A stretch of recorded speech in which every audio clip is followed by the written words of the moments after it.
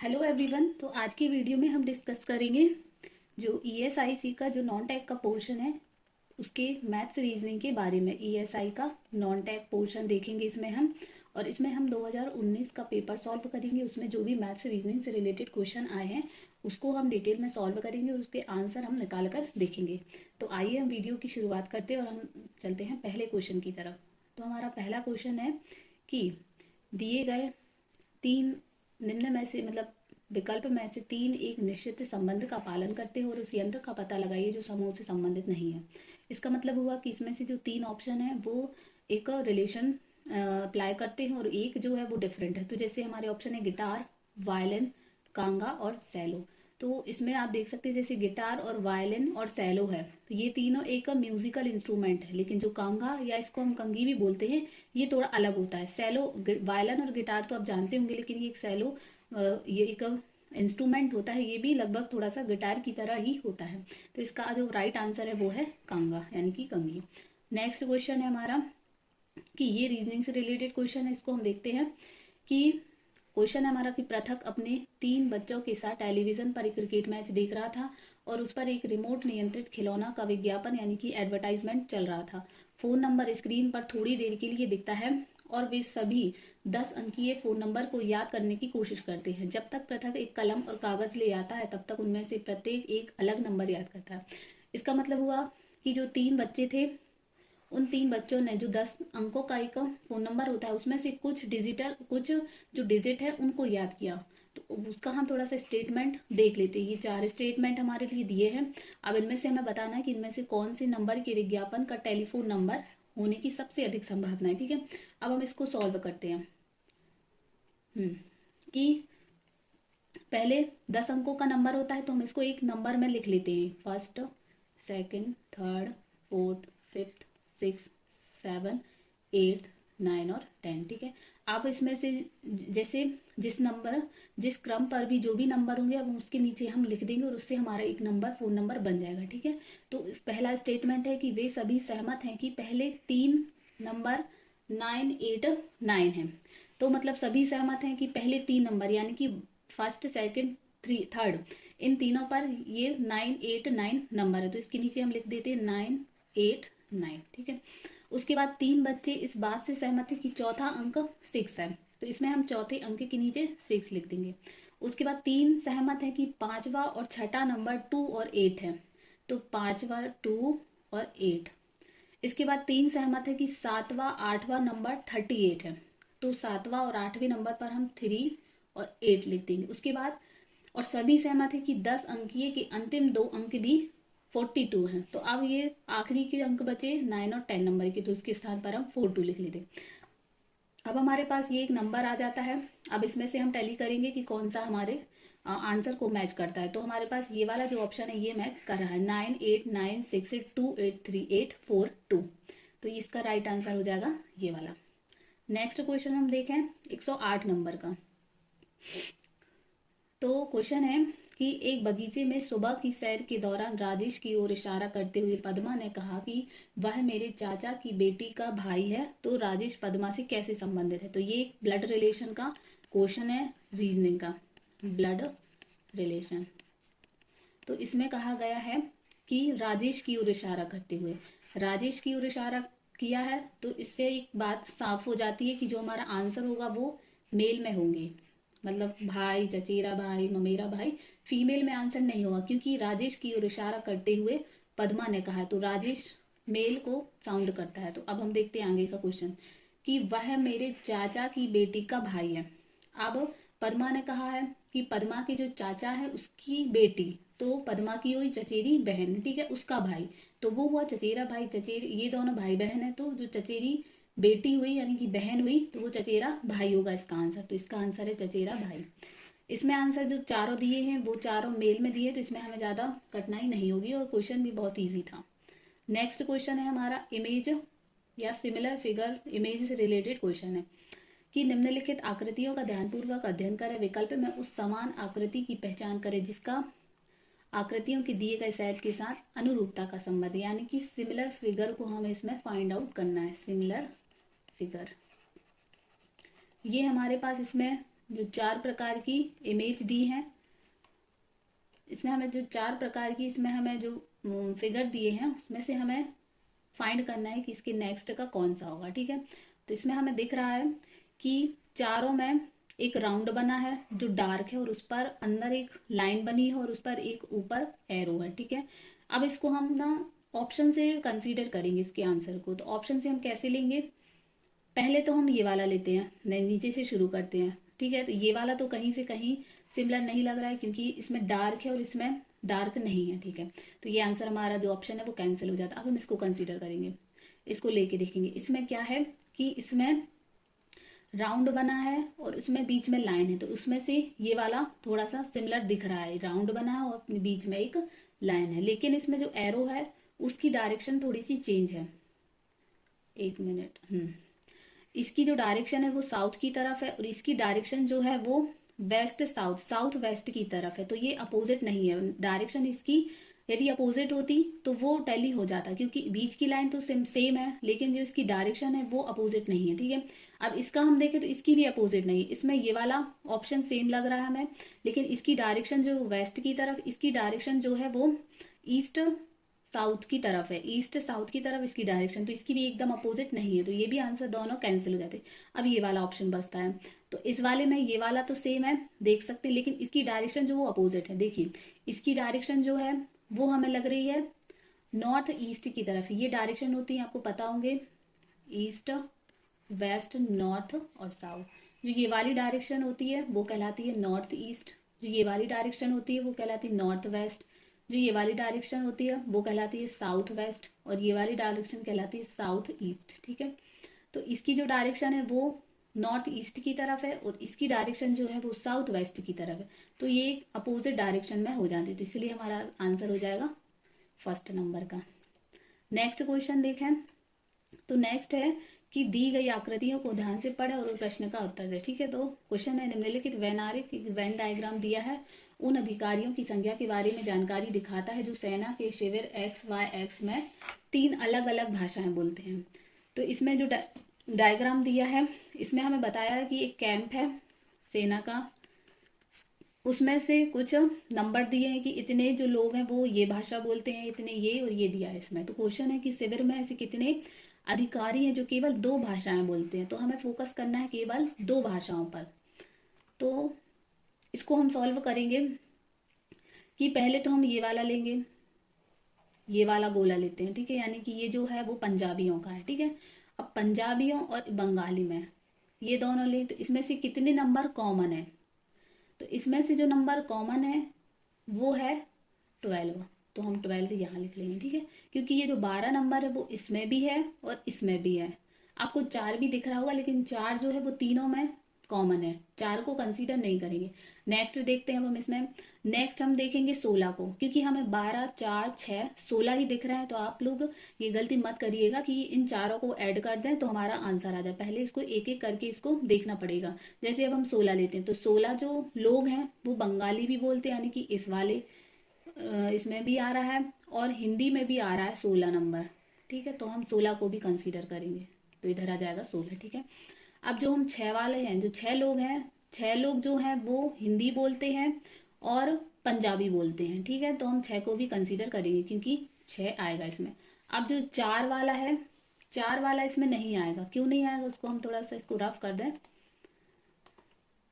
जो 4 वाला है क्योंकि वो जो है वो सभी में आ रहा है, इस वाले में भी, हिंदी में भी आ रहा है, बंगाली में भी आ रहा है और पंजाबी में भी आ रहा है। तो इसमें क्वेश्चन है कि केवल 2 भाषाएं, 3 भाषाओं का नहीं पूछा है, केवल 2 भाषाओं का पूछा है। तो इसमें हम 12 16 और 6 को ऐड करेंगे तो हमारा आंसर आएगा 34। तो इसका आंसर हो जाएगा सेकंड, 34 इसका आंसर होगा। नेक्स्ट क्वेश्चन हम देखें तो ये भी एक इमेज से संबंधित है। नेक्स्ट में है कि नीचे प्रदर्शित एक कागज बिंदीदार रेखा पर मुड़ा हुआ है, वह विकल्प चिन्ह जो अच्छी तरह से दिखाता है कि कागज को मोड़ने के बाद वह कैसा दिखेगा। इस क्वेश्चन को आप ट्राई कर सकते हैं, अपने घर पर भी कागज को लेना है, उसमें आपको एक तरफ ये बनाना है, ये दोनों सिंबल, और एक तरफ बनाना है ये इस टाइप का। ठीक है, मतलब कागज एक पूरा ये, मतलब कागज है मान के चलो, और इसमें आधा आधा पावर पोर्शन करना है और उसमें ये वाला लेना और ये वाला, फिर उसको एक के ऊपर एक को मोड़ देना है, मतलब इसको इसकी तरफ फोल्ड कर देना है इसका, ठीक है। तो उसकी जो आकृति होगी वो कैसी दिखेगी, तो ये वाला जो इस पर आएगा तो वो कुछ इस प्रकार का बन जाएगा, ठीक है। तो अब हम इसमें क्वेश्चन उसमें देखते हैं, आंसर के हिसाब से टैली करें एलिमिनेट प्रोसेस के थ्रू। तो इसमें हमें ये वाला दिखता है और ये वाला दिखता है, ये वाले दोनों ये सेम है, ठीक है। ये तो और ये कहीं से नहीं होंगे, तो इसको हम पहले ही एलिमिनेट कर देंगे, ठीक है। अब हम देखते हैं इसके राउंड की तरफ, ये जो गोला है इसको हम जब फोल्ड करेंगे तो ये एक तरफ ही चला जाएगा, तो इसका जो होगा वो, क्योंकि हमने फोल्ड कर दिया है तो ये इधर तो ब्लैंक ही बचेगा, तो इस पर ये वाला है तो ये तो आएगा ही नहीं, इसका आंसर होगा ये। अब इसकी हम तीसरी चीज को और देख लेते हैं, जिसको हम इसको इस पर लाएंगे तो पहले ये वाला आएगा, उसके बाद ये जो ये है ये बनेगा, तो इस कुछ इस प्रकार से बनेगा, तो हमारा आंसर हो जाएगा सेकंड नंबर का। इसको आप ट्राई जरूर करिएगा एक बार कागज के थ्रू। नेक्स्ट क्वेश्चन है हमारा कि दी गई श्रेणी में अगली संख्या क्या होगी। तो एक हमें एक सीरीज दी है 4, 12, 36, 108। तो इसमें हमें एक रिलेशन दिख रहा होगा कि इंटू 3 हुआ है, 4 इंटू 3 12, 12 इंटू 3 36, 36 इंटू 3 108 और 108 इंटू 3, तो आंसर क्या होगा 324। तो ये भी क्वेश्चन बहुत इजी था, तो हमारा आंसर हो जाएगा ये वाला। नेक्स्ट क्वेश्चन हम देखें, तो नेक्स्ट क्वेश्चन है 7 बच्चे कैरम गेम प्रतियोगिता में भाग लेते हैं, हर एक को दूसरे के साथ खेलना है, उन्हें कितने खेल खेलने चाहिए। ऑप्शन है 28, 21, 15, 12। ये क्वेश्चन है मैं आप पर छोड़ रही हूँ, आप इसको एक बार सॉल्व करिएगा कि आपका आंसर क्या आता है। नेक्स्ट क्वेश्चन हम देखें, तो नेक्स्ट है कि दिए गए विकल्पों में से उस संख्या युग्म को चुनिए जो दिए गए अनुसार सादृश्य संबंध रखता है। अब इसमें से हमें एक रेशियो दिया है, तो इसको हम फाइंड आउट करते हैं कि इसके सिमिलरली कौन सा जो रेशियो होगा वो आएगा, ठीक है। तो 144 हमें दिख रहा है, ये 12 का स्क्वायर होता है और इधर दिया है 13, ठीक है। तो एक इसको हम सॉल्व करेंगे तो हमारे पास ये आएगा। अब इसको हम एक एक ऑप्शन से ट्राई करें, तो जैसे 163 किसका होता है 13 का होता है और इधर दिया है 12। सेकंड को सॉल्व करें तो 3, 2, 4 ये किसका होता है, ये 18 का स्क्वायर होता है, तो 18 और इधर 17। इसको हम सॉल्व करें तो 289 किसका स्क्वायर होता है, तो ये होता है 17 का स्क्वायर और इधर आ जाएगा 16। अब फोर्थ को इसको हम ट्राई करें, ये स्क्वायर होता है 15 का, 15 और इधर आ जाएगा 16। अब इसमें हमें दिख रहा है कि इधर एक कम है 12, 13। अब इसमें क्या है कि इसमें 13, 12 लिखा है, इसमें 18, 17, यानी कि इसमें एक कम हुआ है, -1 हुआ है इधर, ठीक है माइनस, लेकिन हमें इधर -1 करना है। इसमें भी -1 हुआ है, लेकिन इसमें इस तरफ -1 हुआ है, तो इसका आंसर हो जाएगा 225, 16। नेक्स्ट क्वेश्चन है हमारा 115 नंबर का कि यदि L जो है वो प्लस को निरूपित करता है, M माइनस को निरूपित करता है, N जो है वो इंटू को यानी मल्टीप्लीकेशन को निरूपित करता है यानी कि डिनोट करता है, MP जो है वो डिवाइड को करता है, तो निम्न जो इसमें ये वाला दिया इसको हमें सॉल्व करना है। इसको पहले हम इसके अनुसार लिख लेते हैं, इसको 8, N किसको कर रहा है तो इंटू को, N इंटू, उसके बाद आएगा 3, जो L कर रहा है वो कर रहा है प्लस को, तो इधर हम प्लस लिखेंगे। उसके बाद है L के बाद 18, P है, उसके बाद P जो कर रहा है वो डिवाइड को कर रहा है, डिवाइड के बाद 6 आएगा, 6 के बाद M है, तो M कर रहा है माइनस को, -6। अब इसमें जो आपको पता होगा, इसमें हम बॉड मास का रूल जो है फॉलो करेंगे। अब इसको सॉल्व करने के लिए बॉड मास क्या होता है, bracket, order of square root, इसका डिवीजन, मल्टीप्लीकेशन, एडिशन और सब्सट्रैक्शन। इसका मतलब होता है कि पहले हमें जो ब्रैकेट उसको ओपन करना होता है, उसके बाद जो हम जैसे किसी का स्क्वायर करना है, स्क्वायर रूट करना हो तो उसको करते हैं, या पावर दी हो इसको सॉल्व करते हैं, उसके बाद हम डिवीजन को सॉल्व करते हैं, उसके बाद हम मल्टीप्लीकेशन को सॉल्व करते हैं, उसके बाद एडिशन को और आखिरी में करते हैं सब्सट्रैक्शन को सॉल्व करते हैं। तो इसमें हम देखते हैं कि ब्रैकेट नहीं दिया है, रूट स्क्वायर रूट भी नहीं दिया है, तो पहले हम करेंगे डिवाइड को सॉल्व, यानी कि हम इसमें पहले इसको सॉल्व करें। तो हमारा जो आंसर आएगा 8 इंटू 3 प्लस ये हो जाएगा 3 फिर -6।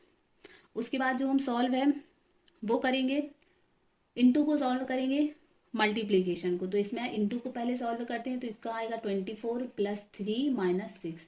उसके बाद एडिशन प्लस को सॉल्व करेंगे तो ये आएगा 27 - 6। अब 27 - 6 होता है 21, तो इसका आंसर हो जाएगा फोर्थ नंबर का 21। 21, ये इसका आंसर हो जाएगा। ये तो थे रीजनिंग के क्वेश्चन। अब हम देखते हैं मैथ्स के रिलेटेड क्वेश्चन। तो मैथ्स का जो क्वेश्चन है वो है, यदि कोई नंबर है वह एक्स वाई से 20% कम है तो वाई एक्स से कितना अधिक है। तो ऑप्शन है 20%, 15/3%, 12.5% या 25%। इसमें हमें परसेंट में दिया है, ठीक है। तो इसको भी हम सॉल्व करके देखते हैं। तो पहले हम दो नंबर मान लेते हैं एक्स और वाई, जैसे इसमें दिया है एक्स और वाई, ठीक है। अब इसमें दिया है कि एक्स वाई से 20% कम है, वाई से कम है एक्स, तो वाई को हम बड़ा नंबर मानेंगे। मान लेते हैं कि वाई जो 100 है, ठीक है, क्योंकि वाई बड़ा है। अब एक्स वाई से 20% कम है, इसका 20% कितना हुआ, इसका जो 20% होगा वो 18 होगा। आपको परसेंटेज निकालना तो आता ही होगा ना। तो उसमें से हम इसका 20% कम है, तो 20% होगा इसका 20। तो इसमें से हम जो इसका 20% कम होगा तो एक्स की जो वैल्यू आएगी वो आएगी 18, ठीक है। अब इसमें लिखा है कि वाई एक्स से कितना परसेंट अधिक है। तो अब हमें अभी तो इसने कम बताया था कि ये इससे 20% कम है। अब हमें इसका उल्टा बताना है कि ये 80 जो 100 से कितना अधिक है। तो इसमें हमें कितना डिफरेंस दिख रहा है, 20 का। तो इसमें हमें ये बताना है कि जो 80 है वो 20 का कितना परसेंट होता है। तो 80 का 20% जो होता है वो होता है 25%। 25% कैसे, इसको हम सॉल्व करें। जैसे 80 को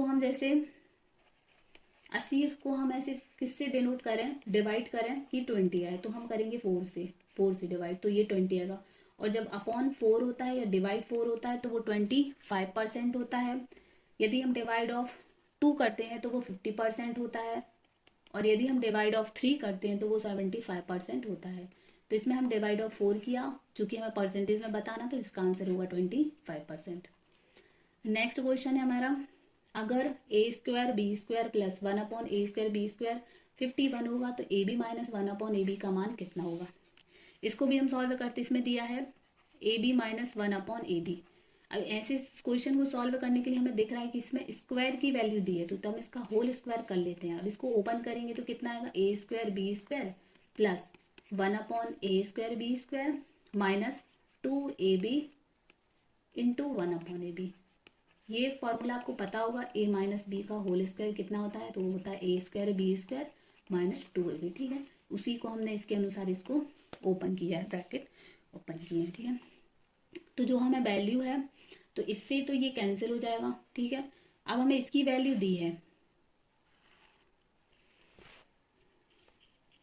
तो हमें इसकी वैल्यू जो है यानी a² प्लस v²,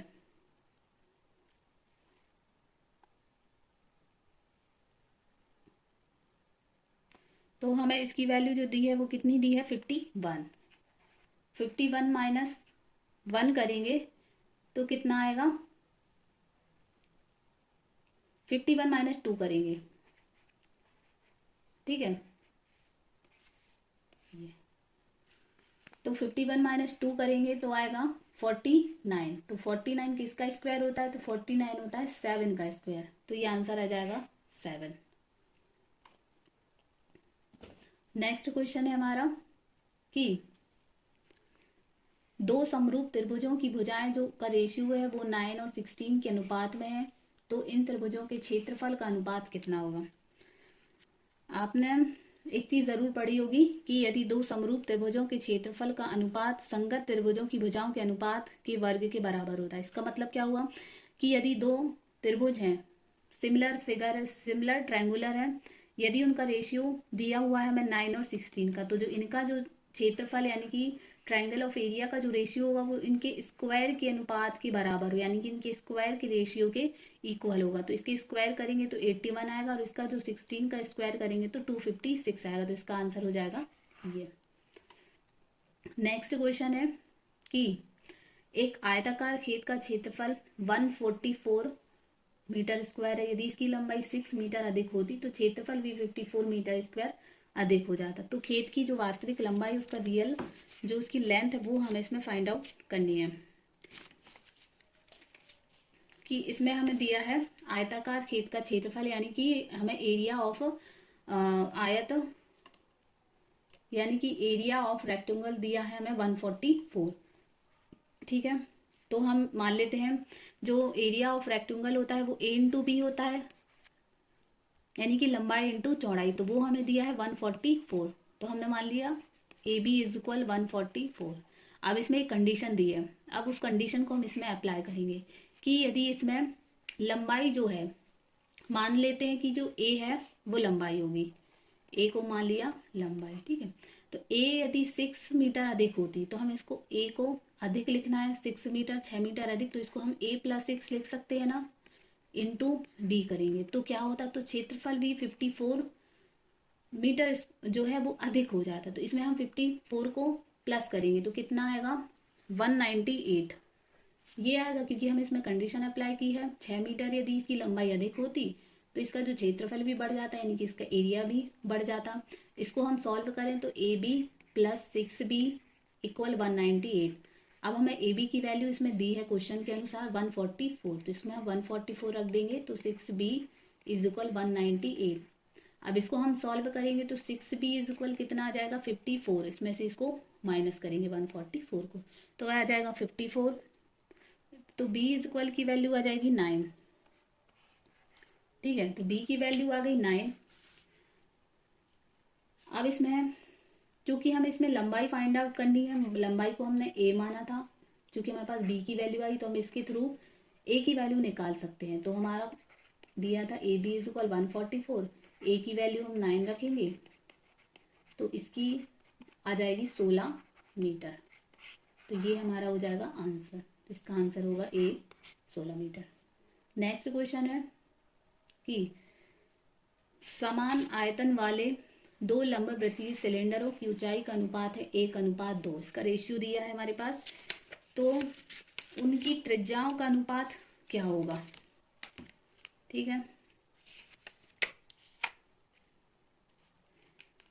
तो इसमें हमें जो फाइंड आउट करना है वो उनकी त्रिज्याओं का अनुपात फाइंड आउट करना है। ठीक है, लंबवृत्तीय सिलेंडर यानी कि बेलन सिलेंडर ही होते हैं। जो सिलेंडर की जो क्षेत्रफल होता है वो होता है पाई आर स्क्वायर, हम जानते हैं इसको, पाई आर स्क्वायर एच, तो जिसमें आर रेडियस होती है, एच होती है उनकी ऊंचाई यानी कि हाइट। तो इसमें जो ऊंचाई का अनुपात दिया है 1:2, तो इसको हम लिख सकते हैं पाई आर स्क्वायर, हाइट को इधर 1 इसके रेशियो में दिया है तो पाई आर स्क्वायर इंटू 2 इक्वल में इसको सॉल्व करके देखेंगे तो ये कैंसिल हो जाएगा। चूंकि हम इनका रेशियो 1 है तो इसको हम R1 मान लेते हैं, R2 मान लेते हैं, तो ये इसका R1 का स्क्वायर अपॉन R2 का, जिसको यदि हम इसको इस तरफ लेके आएंगे तो 2/1 हो जाएगा। ठीक है, तो इसका जो R1 अपॉन R2 का रेशियो आएगा √2/1, तो इसका आंसर होगा √2 रेशियो 1, तो इसका आंसर हो जाएगा ये। नेक्स्ट क्वेश्चन है कि दो वर्गों का परिमाप 48 सेंटीमीटर और 36 सेंटीमीटर है, तो एक तीसरे वर्ग का परिमाप ज्ञात कीजिए जिसका क्षेत्रफल दोनों वर्गों के क्षेत्रफल के अंतर के बराबर हो। तो इसको थोड़ा सा हम सॉल्व करते हैं। इसमें दिया है दो वर्गों का परिमाप यानी कि दो स्क्वायर का पैरामीटर दिया है, जो कितना दिया है 48 और 36। तो जो पैरामीटर ऑफ स्क्वायर होता है वर्ग का परिमाप वो कितना होता है 4a होता है। ठीक है, तो इसको हम मान लेते हैं, क्योंकि हमें इसमें 3 स्क्वायर लेने हैं तो हम इसको थोड़ा सा करेंगे ताकि हम कंफ्यूज ना, ये फर्स्ट वाला सेकंड और थर्ड, तो ये हमारा फर्स्ट वाला स्क्वायर है, ये सेकंड वाला, ये थर्ड वाला। ठीक है, तो दो वर्ग हम फर्स्ट और इसको मान लेते हैं। ठीक है, तो इसका पैरामीटर 48 दिया है, तो पैरामीटर जो फॉर्मूला होता है वो होता है 4a इज इक्वल 40a, दूसरे का दिया है 4a इज इक्वल 36। तो इसमें हमें एक भुजा की जो वो लंबाई है वो मिल जाएगी, इसकी मिल जाएगी 12, a इज इक्वल 12, और इसकी हो जाएगी a इज इक्वल 9।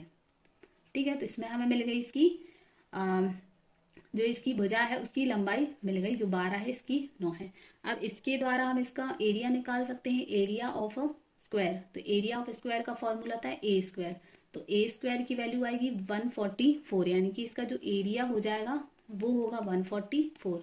इसका जो एरिया हो जाएगा इस वाले स्क्वायर का, इसका हो जाएगा 81। अब दिया है कि तीसरे वर्ग का परिमाप ज्ञात करना है, यानी कि इसमें हमें 4a की वैल्यू ज्ञात करनी है। ठीक है, जिसका क्षेत्रफल, इसका जो एरिया है एरिया दोनों वर्गों के क्षेत्रफलों के अंतर के बराबर। मतलब कि क्या हुआ इसका, कि इसका जो क्षेत्रफल है वो इन दोनों क्षेत्रफलों के अंतर के बराबर। इसमें अब कितना अंतर है, तो इसमें जो अंतर है वो है 63 का। ठीक है, अब एरिया का जो फॉर्मूला होता है वो होता है A² = 63। अब इसको हम सॉल्व करेंगे, तो इसका जो करेंगे वो आएगा 3√7। इसको सॉल्व करना आपको आता होगा। 63 को अपन इसको क्रॉस करेंगे तो ये पहले 3 से जाएगा, फिर ये 7 और ये 1। तो जो डबल होते हैं उसको हम बाहर लिखते हैं, और जो सिंगल होता है उसको हम अंदर लिखते हैं। ठीक है, तो इसके आ जाएगा A की वैल्यू आ जाएगी 3√7। अब इसमें हमें A की वैल्यू फाइंड आउट हो गई। अब इसमें हमें 4A निकालना था, तो 4A के लिए हम 4 × 3√7 कर देंगे, तो आंसर जो आएगा वो आएगा 12√7। तो ये दिया है 12√7 सेंटीमीटर। ठीक है, नेक्स्ट क्वेश्चन है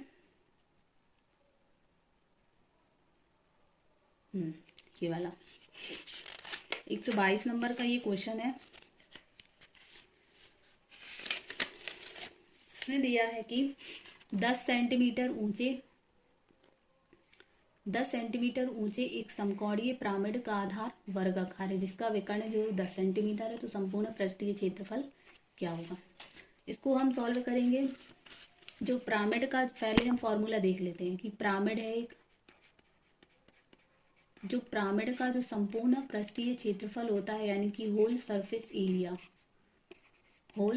एरिया का जो फॉर्मूला होता है वो होता है 1/2 P/I + P। अब इसमें से हम एक एक वैल्यू निकालनी पड़ेंगी। तो P क्या होता है, P होता है पैरामीटर, यानी कि जिसका जो आधार है, इसका आधार क्या है, इसका बेस क्या है, वर्ग है। तो हम इसमें वर्ग का परिमाप निकालेंगे, यानी कि वर्ग की परिधि निकालेंगे। तो ये हो जाएगी पैरामीटर, P से हो जाएगा वर्ग का यानी स्क्वायर का पैरामीटर यानी कि परिधि। ठीक है, उसके बाद जो I है इसकी त्रिज्यक ऊंचाई। इन सबको अभी हम निकालेंगे। ठीक है, और बेस है B जो है वो है आधार क्षेत्रफल मतलब इसका आधार वर्ग है, तो वर्ग का क्षेत्रफल इसमें हम निकालेंगे। आधार क्षेत्रफल यानी कि वर्ग का क्षेत्रफल। इसको हम एक एक करके इनकी सारी वैल्यू को फाइंड आउट करेंगे। पहले हम निकालते हैं, पहले हमें जैसे इसमें A की वैल्यू निकालनी पड़ेगी, क्योंकि I की वैल्यू निकालेंगे जैसे तिर्यक ऊंचाई की, तो उसका जो फॉर्मूला होता है वो होता है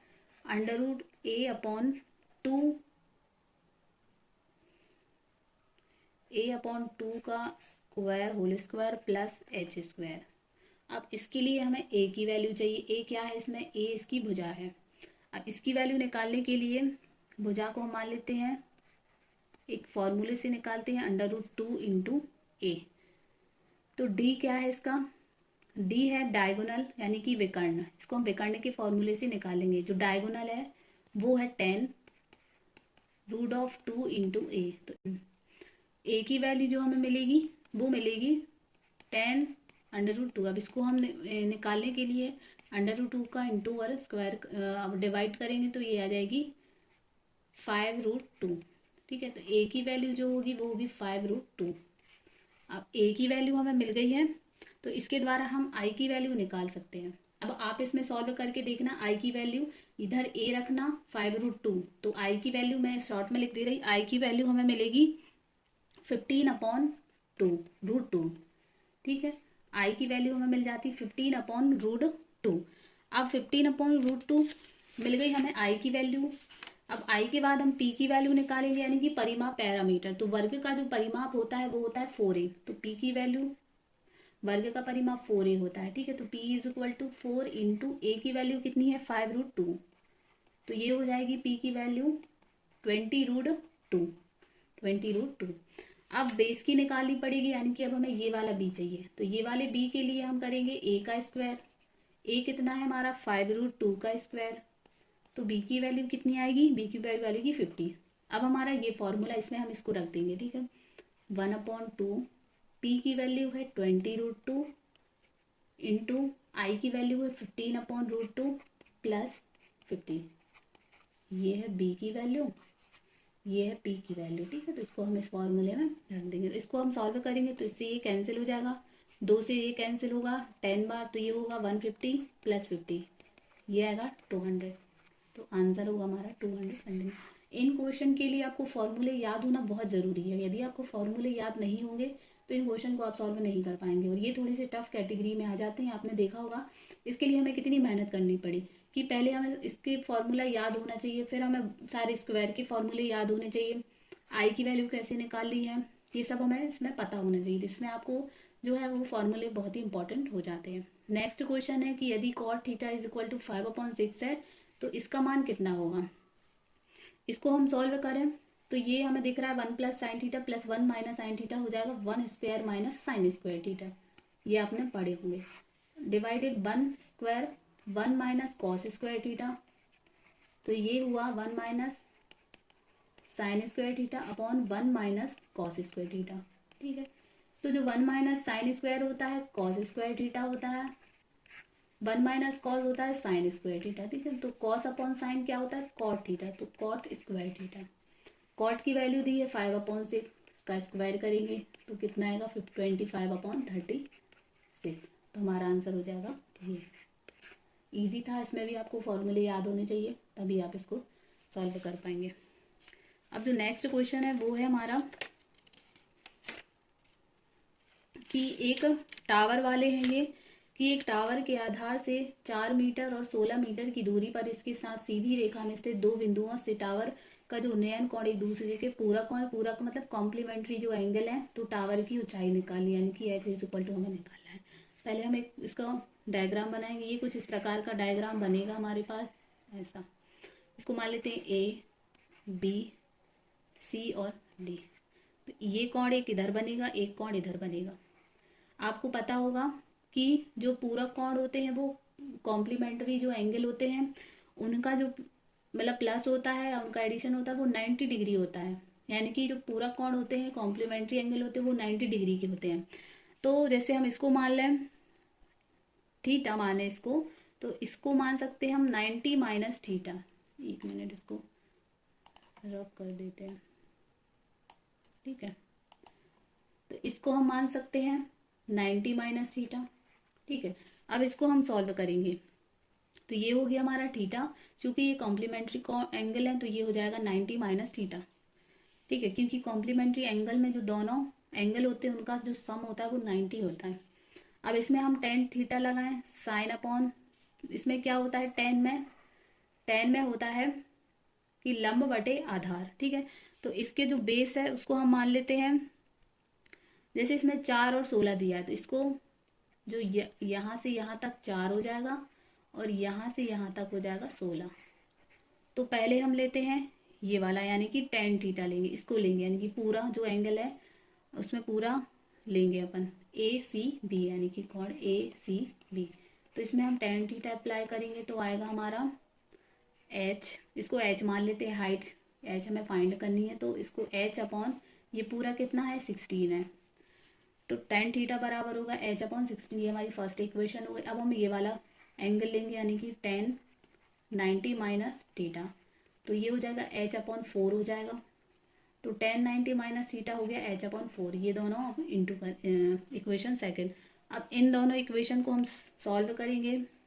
ठीक है, तो ये होगा 10 थीटा इंटू 90 माइनस थीटा क्या होता है कॉट थीटा, तो ये होगा कॉट थीटा। अब इनका इंटू करेंगे H upon 16 into H upon 4। 10 और कॉट अपोजिट होते हैं, इसको 1/10 लिख सकते हैं। ठीक है, तो ये और ये कैंसिल हो जाएंगे तो हमारे पास बचेगा एच स्क्वायर अपॉन 16 इंटू 4 यानी कि 64। इसको हम सॉल्व करते ये इधर बनाएगा एच स्क्वायर, तो एच स्क्वायर जो होगा वो 64, एच की वैल्यू जो आएगी वो 8 आएगी, तो हमारा आंसर 8 मीटर। नेक्स्ट क्वेश्चन है हमारा ये 124वां था, ये वाला। हिस्टोग्राम का उपयोग सीधे मतलब किसके लिए किया जाता है, तो ये हम सभी जानते हैं जो कॉन्टिन्यूस डेटा रहता है उसके लिए हिस्टोग्राम का प्रयोग किया जाता है, तो इसका आंसर है सतत डेटा या कॉन्टिन्यूस डेटा। तो आई होप आपको ये पसंद आया होगा। जो नॉन टेक का पोर्शन हमने मैथ्स रीजनिंग के क्वेश्चन सॉल्व किए, आप और इसी तरीके के जो क्वेश्चन पेपर उनको सॉल्व करते रहिए। ये 2019 का पेपर था। अब इसके बाद हम सॉल्व करेंगे 2016 का जो मैथ्स रीजनिंग वाला पोर्शन हम उसको सॉल्व करेंगे। ठीक है, नेक्स्ट वीडियो हमारा यही रहेगा 2016 का non tech portion, mainly maths reasoning से रिलेटेड।